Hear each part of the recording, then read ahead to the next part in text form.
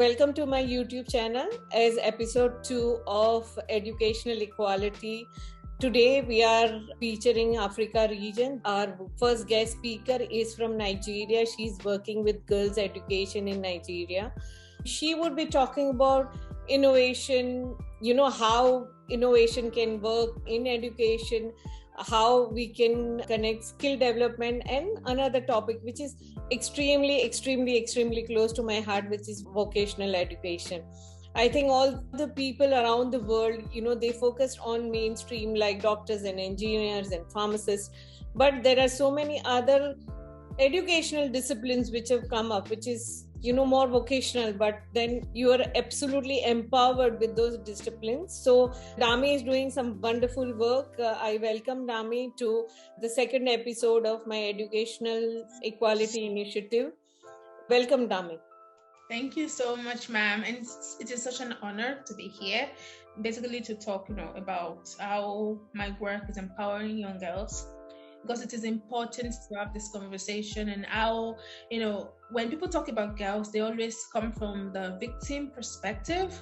But when I see young girls in my community, I see a different reality. I see young girls and young women as, active participants in the growth, in the development of their country, of their community, and of the world at large. So I always deliberately refrain from talking about women from, the needy, the victim, the helpless archetype, because I don't believe that young women are helpless. Rather, the world just needs to give us the resources to put our skills to use. And this is what I'm doing in my community. So thank you so much for having me. So, Dami, just very quickly for our viewers, do you want to talk about the forbidden topics, as you call it, and what exactly do you do as part of girls' education in Nigeria? So thank you so much. Forbidden topics began as an avenue to demystify conversations around women and girls. Yes. So a lot of messaging in the media is flawed.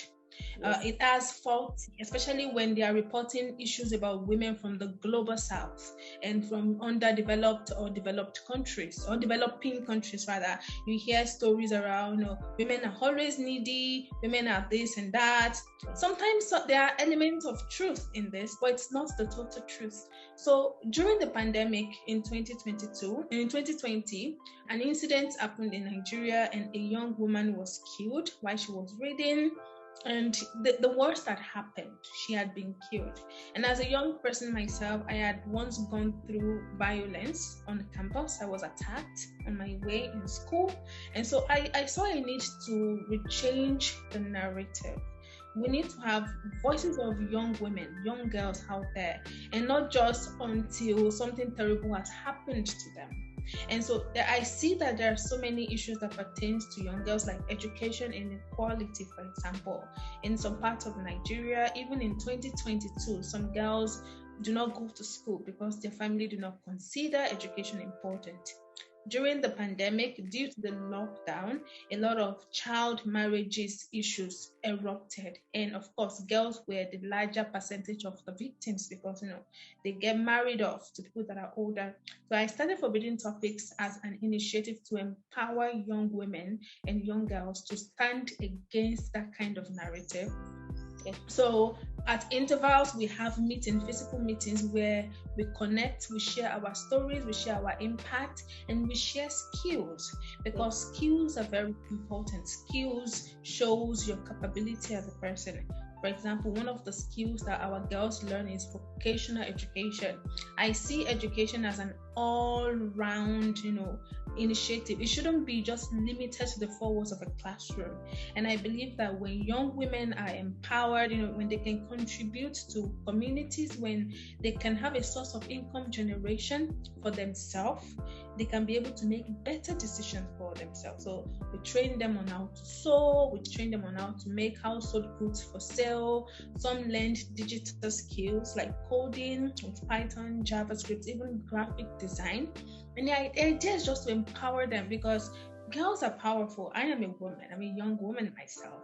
And I know the importance of bridging the gap between opportunities and resources. So I have this belief that, talent is evenly distributed. but opportunities not. So with my work with young girls, especially in secondary school and young women in tertiary institution, I am bridging that gap between talent and opportunity, so that when talent meets opportunities, great things happen. And for the past 2 years, we've recorded amazing impact. Like some of the beneficiaries of this project, they've gone on to do great works. They are also leading change in their communities. Some of them are running for political positions in their campuses. I mean, that is amazing. Yeah. And a lot of them are even getting scholarships for their education, which is just, it makes me so happy, it makes me so proud, because the change started from one person, me, and it's just grew. Dami, let's talk about innovation. As part of this initiative, you're, I think, implementing some innovative projects for girls. So what exactly do you do? Do you want to talk about that? Okay, so I see innovation as, building on something that is already existing. Okay. So one of the innovations we infused in the project in Forbidden Topics is leveraging on digital technology. So during the pandemic, there was lockdown, there was no physical communication. And the world then had to change, or should I say adapt to the new normal. So at Forbidden Topics, we started as an online virtual meeting group where we share stories of women. And then when the lockdown calmed down at the end of 2020, we moved physical. And this year we've had one meetup with 15 young women who were trained as mentors. It was like a fellowship, and it was really amazing. So to me, the innovation is just seeing possibilities even in a very unusual or in a very disturbing situation like the COVID pandemic. It's literally changed how the world views things. But the fact that we could create change, leveraging on our immediate resources like the internet, like mobile phones, like, all these digital resources, and even social media, the fact that we could leverage on it as a team and reach, because it was so even amazing that we had a larger reach during the pandemic. We had members joining in from over 20 countries during the pandemic. Yeah. And that's just mind-blowing, because if we had limited it to physical meetup, it would never have happened. We don't have the resources to have physical meetup. But, seeing how we can benefit from an uncertain situation was the innovation. And now we are looking forward to expanding and having physical communities in several countries, God helping. Fantastic. I think you'll do very well. I'm sure that if there is a will, I know that you will follow through. So Dami, which are the vocational education you're promoting within these young girls as part of your... Before I started Forbidden Topics, in 2018, I was running a project called Let Girls Lead. And why that particular caption, it was necessary for me to have that title, because I remember when I was a teenager, I had been passed over for leadership opportunities on the basis of gender. And it was really disturbing for me. I didn't understand what it was then as a kid. But now that I do, as an adult, I see that there is a misconception about young women in general, and women abilities. And this misconception is ingrained and redefined over time by our social norms, our cultures. You see, they tell girls that don't dream too much. They tell you, if you're maybe as a young woman trying to go for a PhD, they tell you, oh, you're not married. Get married first. This very, very subtle retraining that is very detrimental. Because when we don't have women that are empowered, how can we fight for equal rights? So when I started Let Girls Lead, I deliberately went to the lowest strata. I went to secondary schools. I had an idea to catch them young. My own passion is to build a community of empowered young women who are unapologetic, who are unashamed, and who are so powerful to go into spaces that are traditionally considered male only, and to dominate in them, to go there and to take up space and to demand that they are recognized. So we started from public speaking classes, because confidence is very, very important. If you're somewhere, your confidence must show. And then we went to career innovation conversation, so that they can start thinking outside of the traditional box. And now, one of the impacts of the project is that we have girls who are in tech. I mean, teenage girls who are in tech. When I was a teenager, I didn't have opportunities. And I feel this is very, very important. It's timely because we have a new generation of young women who will change the world, and they will start that from their immediate community. So I have this. It's my mantra as a person that if you want to change the world, start from home. They say charity begins from home. You can't seek to change innovations like in Europe if you've not started from home. So I am starting from home, and when I see these young girls, it gives me pride.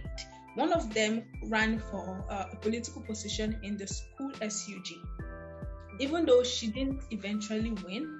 But the fact that she ran and she almost won, it gave other young women something to look forward to. Yes. And I'm sure that in the next election we'll have way more, plenty female students contesting for positions. This is the change we need to see.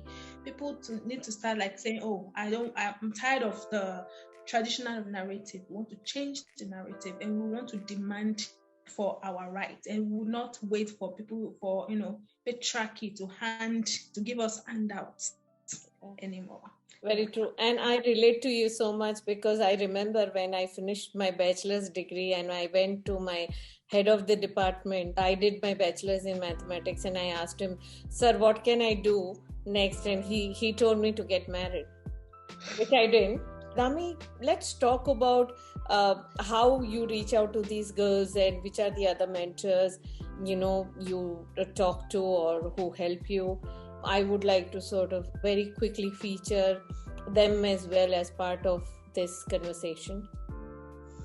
Okay, so one of the things that I'm grateful for is that I have a community of women who are making change in their individual spaces. For example, you are a lawyer, you are a scientist, you're everything combined. And I am lucky to have that kind of connection with other women, even women that are older, women that are younger, women that are my age range. So it made it easy for me to be able to match talents. What do I mean? So one of the times I was having a conversation with the girls, I was in the school, and I see a girl who sounds very passionate about tech, all this Web3, cryptocurrency, digital innovation. And I had a friend who was in my class because I'm in my final year of undergraduate law. So, and she also have that kind of passion. I was like, oh, okay, this is something. Match them together, and they are doing really well. So when people say mentorship, I think one of the wrong ideas is that mentorship has to be something big, it has to be with all this very powerful, maybe Michelle Obama or Queen Elizabeth. I mean, that's probably not going to happen. But I know that every person in their individual spaces have something to offer. You just have to see it as a talent person and tap into that. So all my mentors are not like big people or are not like managing directors of companies, and there is a reason for that, because I want the relationship to be so relatable. If you have someone who is so big up there, as a young person, it can be very difficult to speak to them. Yes, because it feels like you think they cannot relate to your experiences. Imagine you are having academic issues and your mentor is like the managing director of a huge company, and you think, oh, this person have bigger fish to fry. Well, they don't care. I mean, why should they care about my academic issues? But that's not it. But that's why I deliberately made my mentorship for ordinary people, because there is no such thing as ordinary people. Ordinary people do extraordinary things. And I see that because I have been in that kind of position. So this is how I'm able to match the mentees and the mentors, and just to give them a free hand to have a great communication. And also, as the organizer of the group, when I see opportunities that I know that members of the group will benefit from, I send it to them. One of the members of the mentorship, she got to attend a United Nations UNFPA program in Nigeria, and that's just amazing. Connecting them to opportunities, and that's just one of the things I would call it innovation, because I am doing something that has been but with a new angle and with a new perspective to achieve better results. So on our forbidden topics involves inviting young women who are like mentors to speak on very important female-centric issues like period poverty, like workplace empowerment, like sexism, like sexual gender-based violence. And some of these women, of course, they are leaders in their field. We've had, and it's the trajectory cut across basically every sector, from healthcare to business.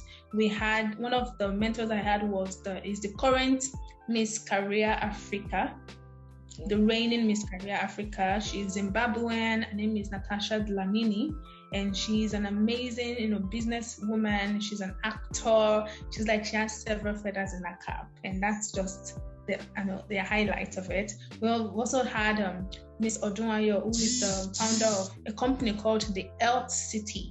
And the Health City is changing the narrative around healthcare and bringing healthcare to the doorstep. So these are some of the people that I've had on the call, and they are just amazing. Fantastic. So let's continue our work and change the narrative. Thank you, Dami. Thank you so much for having me.